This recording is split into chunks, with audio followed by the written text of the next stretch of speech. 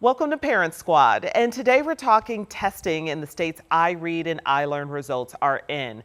So here to break down the results and what it means for your kids and their school is Chalkbeat's Aleks Appleton. So I know some folks might end up looking at this interview in some other states. Clearly each state is different. This is for the state of Indiana, but hopefully you find some good information here just for parents in general. So Aleks, first for context, remind us when some of our Indiana kids actually took this test and what grade levels participated. For sure, yeah, your ILEARN is grades 3 through 8, and then your IREAD is usually grades 3, but we're also starting with second graders too.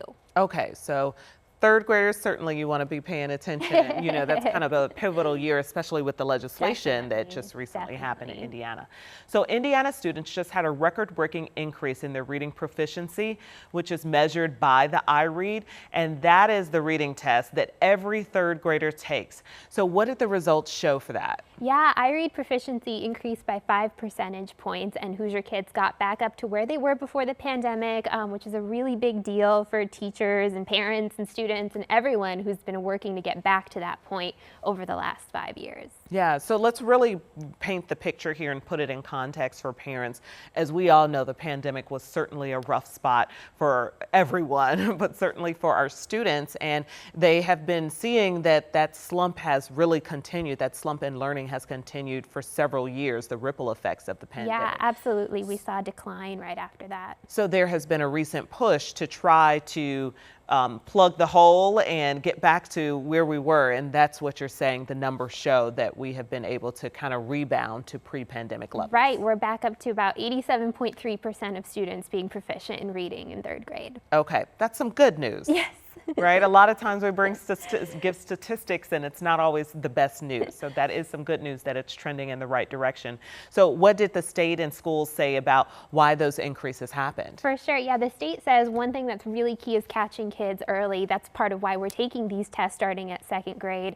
We're also doing early literacy screeners. All of that is starting early so that they can figure out which kids are not on track to pass, and at that point direct more resources to the kids who need it. Okay, and that's exactly what they did, was throw more resources at this, and I think we're going to talk about it a little bit later in our interview here, but they ended up making is it the Hoosiers Reading or the Hoosiers Reading Cadre? Yes, the literacy cadre, yeah, that's a great point. Yeah, that's we heard a lot from schools at the State Board of Education meeting who said participating in that cadre, having the instructional coaches on staff who were trained in the science of reading, which is your phonics, your phonemic awareness, all those great words, they say that really made a difference in their scores. Yeah, and I love that it was just even a conversation of the science of reading, because many of us probably don't even remember how we got here to being literate. So, you know, there's a science behind it and certainly some resources that they have put behind our children.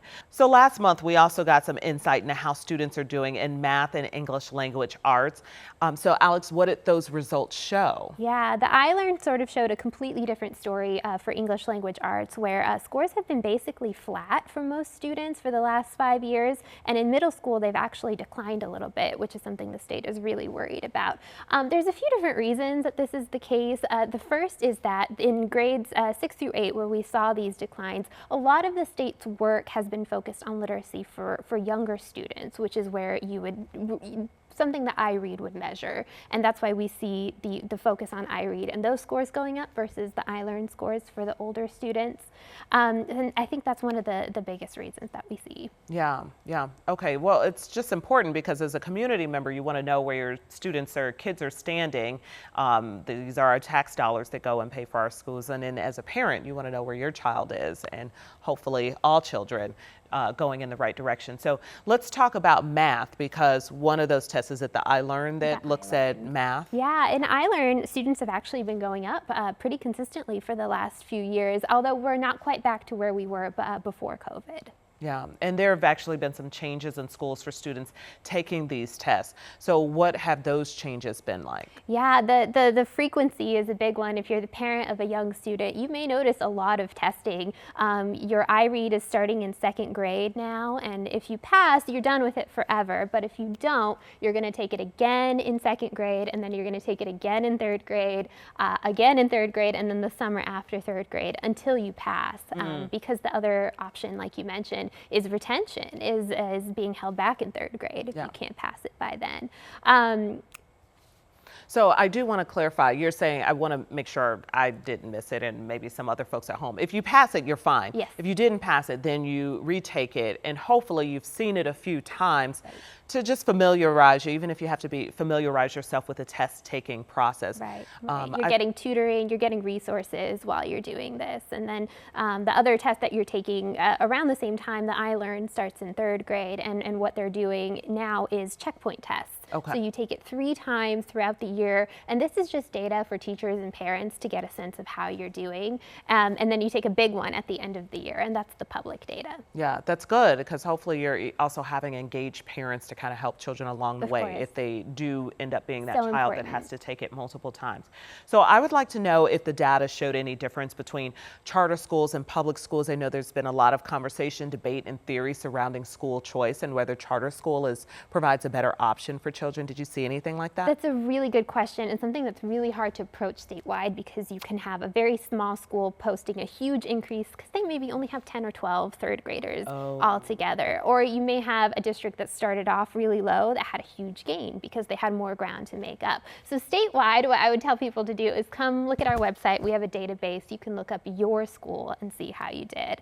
One thing we know about Indianapolis is that the Indianapolis public schools and the charter schools in town are about the same on those levels. One interesting point is that the charter schools that are affiliated with IPS, those innovation charters, are actually doing a little bit better. Yeah, I love when you come on.